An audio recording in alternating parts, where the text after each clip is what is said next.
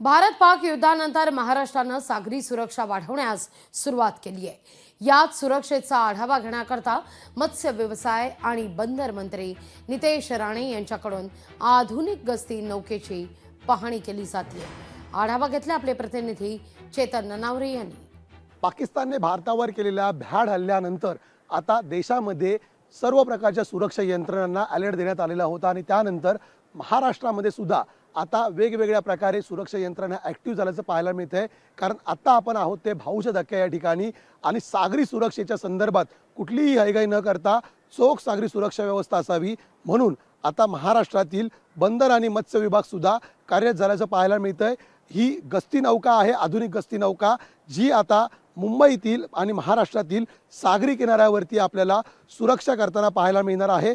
साधारणतः 13.3 मीटर लांबीची ही गस्ती नौका आपण पाहू शकतो। 900 लिटर पेट्रोल याच्या टाकीमध्ये बसू शकतं आणि एकंदरीत त्याचा वेग असेल तो 30 नॉटिकल मैल। त्यामुळे एकूणच जर पाहिलं तर शत्रू जर समुद्रमार्गे आपल्या मुंबईमध्ये शिरकाव करण्याचा प्रयत्न करत असेल तर त्याला समुद्रातच रोखण्याची क्षमता या बोटीमध्ये असेल आणि एकंदरीतच कुठलीही दुर्घटना झाली तर त्यावेळी प्रवाशांच्या आणि नागरिकांच्या बचाव कार्यासाठी ही गस्ती नौका काम करताना पाहायला मिळेल।